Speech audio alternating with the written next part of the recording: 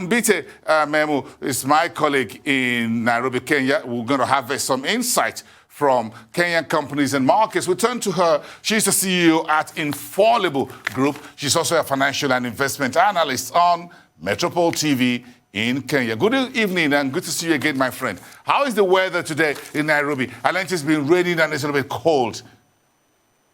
No, it's actually been warm. There was a bit of rain earlier on, but it's been nice and bright and sunny. Not as much traffic as you would expect, as is the case for Lagos. So happy to be here, Bruce, my brother. Around 33 degrees centigrade in Lagos is hot already. I think the rains are off for the year, so we just get set for that hot weather, and they were just fanning themselves, as it were, getting a sense of it. But let's get it, because we need power, by the way, isn't it?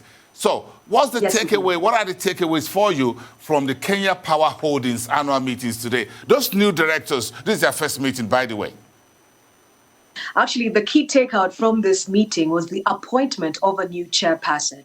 So they have a new chairman who's actually a woman, and it's Vivian Yede, who's just been appointed as the chairman for this particular board. So it's the first time that we are seeing a woman sitting at the helm of the listed entities in Kenya. So suddenly a huge congratulatory message to her and the team at Kenya Power. But what was interesting is that this particular AGM was for the 2019 results. Kenya Power, because of its affiliation with the government and the government operations, actually had to wait for an Auditor General to be appointed. For this Auditor General, then second task to do, to actually look at the financials for Kenya Power and give them the green light from an accounting standpoint. The year ends the 30th of September, so the numbers we're looking at are for 2019. For 30th of June this year, those numbers are yet to be released, possibly will be released in January, and they have communicated a delay for that. Interesting how Kenya Power will move forward. Congratulations to all of you for having the first woman chairman on the board of a listed company. And you're a CEO, by the way, so you're almost there. As a chairman, you're already a CEO. Congratulations, everyone. I'm looking for one here in Nigeria, by the way. But let's give us some facts behind the figures. Let's go to the banking sector. I love the banks. Equity Bank, KCB. Yes, Equity Bank is the most valuable company on the Nairobi Securities Exchange right now. But what's going on with their earnings?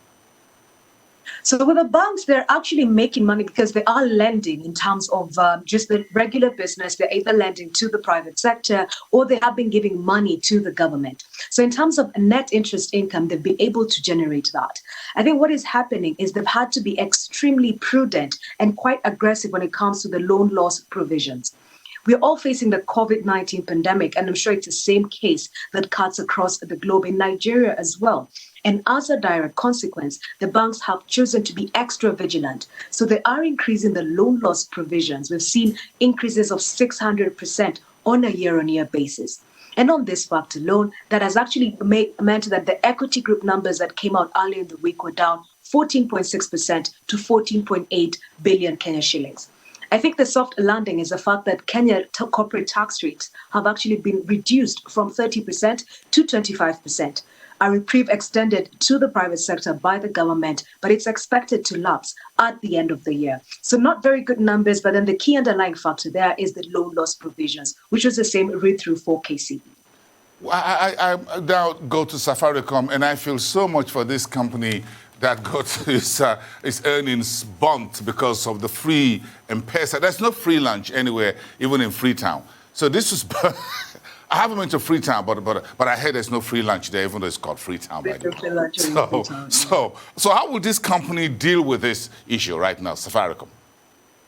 So first and foremost, the numbers were down 6 percentage points to 33 billion shillings in Kenyan currency. But as you rightly put it, it's because of the zero rating for M-Pesa. For any transactions that were less than 1,000 Kenyan shillings, that's about $10, those were zero rated. Nothing was being paid. But Busan, here's the sweet spot for Safaricom today.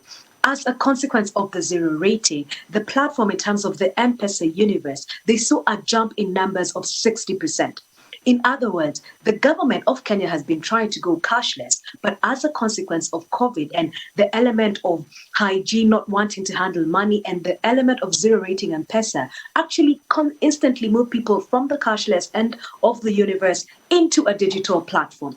What does that mean? As you rightfully said, there's no free lunch in Freetown. There's no free lunch in M-Pesa. At some point, at some point, this whole new universe will have to come back and pay. So when it's down 6%, M-Pesa is the one that was actually the worst performer in terms of service revenue. It was down 14.5%. I think in the longer term, the fact that they've got a new M-Pesa captive market on its existing platform means at some point it'll start charging just little by little. That could possibly increase. But that said, before I come back to you, Bossen, you did mention something earlier in your news broadcast, that the GT shareholders want to get out of the market. GT is one of the larger companies that attracts a lot of foreign interest. This same foreign investors look at Kenya from the same pot of funds. So if that's going to happen, in a way, there could possibly be another set of demand that could be chasing fewer opportunities, meaning that Safaricom, Equity, and KCB could actually see an upside that's over and above the fundamentals. Very interesting. Thank you so much, Mbithe. Have a great weekend and see you some other time. Thank you so much for all the wonderful work on Metropole TV in Nairobi. Thank you.